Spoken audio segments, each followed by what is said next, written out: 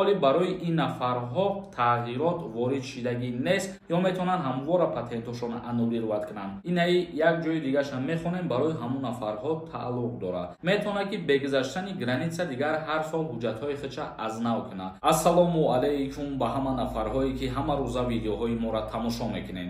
Тамошобинони азизу гиромии қадр, видеоро бо диққат то охирша тамошо кунед, ахбороти нав ва ҷавоб ба саволҳои шумо. Бародарони азизу гиромии қадр, фаромӯш накунед ки дар канали ма конкурс рафтесай.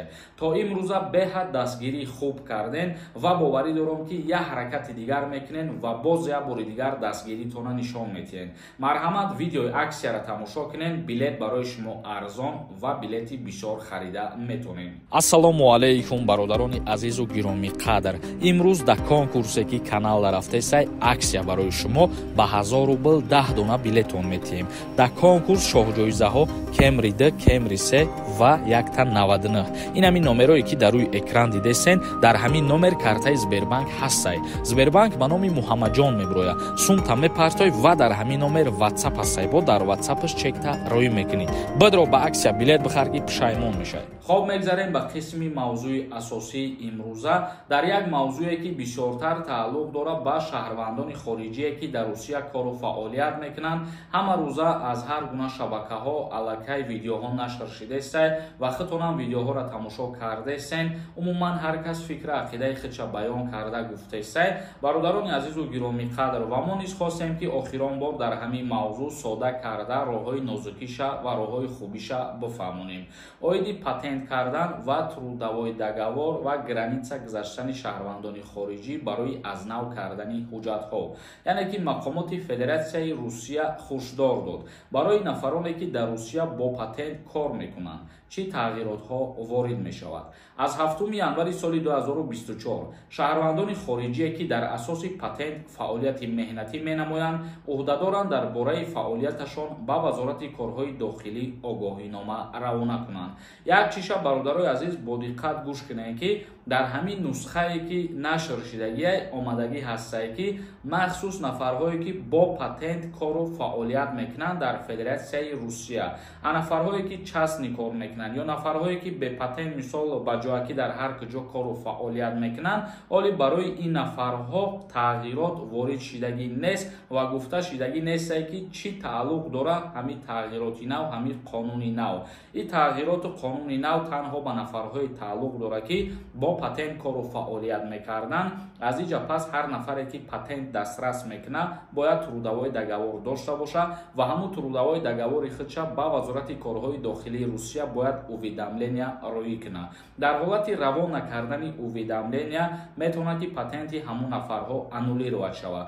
Дар инҷа як савол ба миён меояд боз ки нафарҳое ки частни кор мекунанд ё нафарҳое ки патент надоранд ба вайҳо чӣ хел мақсад запрет мемонанд ё ки депортатсия мекунанд. Бародарони азизу гиромии қадр, шумо бо диққат бошед ки дар ҳамин нусха омадагие ки ҳар касе ки патент дорад, ҳар касе ки худша ба қайд гирифтагие, яъне ки метавонанд ҳамвора запрет монанд ё метавонанд ҳамвора ҷарима кунанд ё метавонанд ҳамвора патенташонро аннулировать кунанд.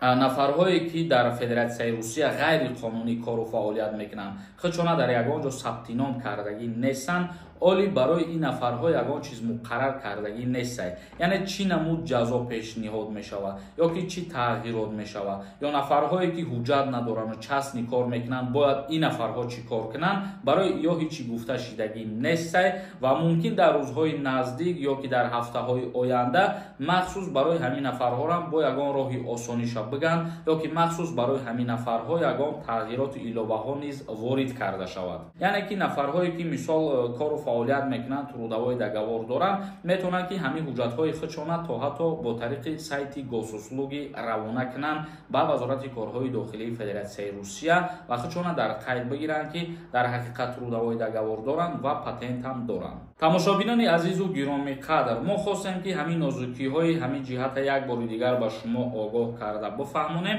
ва ин кор бо плюсҳои худша дорад. Яъне плюсаш чӣ мебошад? Ҳар нафаре ки трудовой договор дорад ва патенташ мисол қонунияи пешниҳод мекунад вай дигар мақсад боис намеояд ки граница бигзара. Метавонад ки бегузаштани граница дигар ҳар сол ҳуҷҷатҳои худша аз нав кунад. Боз нозикиҳои дигараш мумкин баъдтар нашр шавад дар мавзӯи нафарҳое ки частни кор мекунанд ё нафарҳое ки трудовой договор надоранд ё нафарҳое ки патент надоранд. Умуман тақдири инҳо чӣ мешавад? Оли ягон чи нашр шид баъд ҳатман пешниҳод мекунем. Худованд розӣ бошад. Акнун комментарияҳои шуморо хонда ба саволотон ҷавоб мегардонем.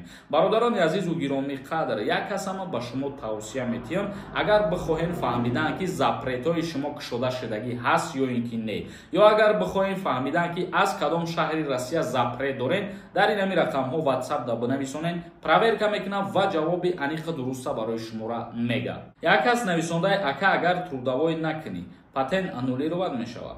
Бале, агар нафарҳое ки патент доранд аллакай вақте ки трудовой договор намекунанд, бе ягон огоҳинома патентошон аннулировад карда мешавад. Як кас нависонда ассалому алайкум ака.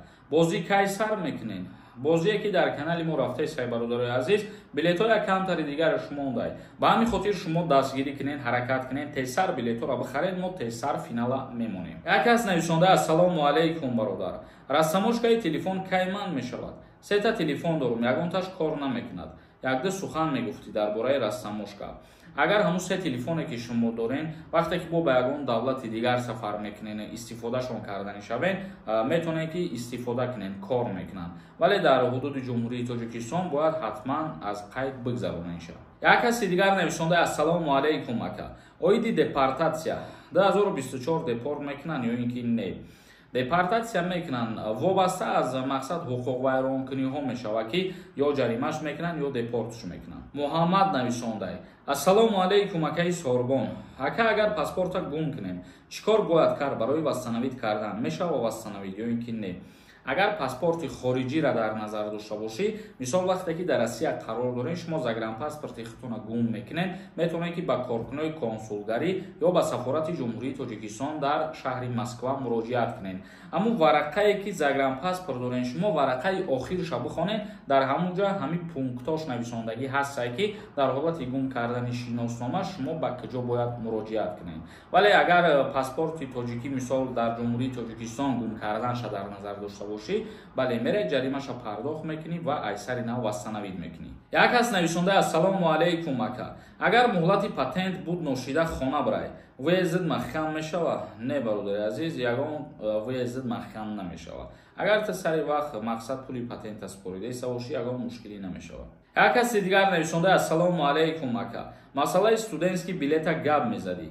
Дар Россия ба ҷои документ студентский билет бисёри нафарҳо, бисёри шаҳрвандони ҷумҳурии Тоҷикистон бар ҳамин корҳо мисол дар Москва, дар Питер машғул ҳастанд, вале касое ки официально ба қайд мегиранд, дар донишгоҳҳо ба қайд мемонанд, мисол дистансиони дарс мехонен, мақсад кори хубае, мисол плюсае. Касое ки ба қайд намемонанд, ягон ҳамун дарс намехонен, ман фикр мекунам ки ин рост нест ва ин дурӯғае. Тамошобинони азизу гиромӣ қадр, то видеоҳои оянда худованд ҳамаи мо шуморо нигаҳбон бошад.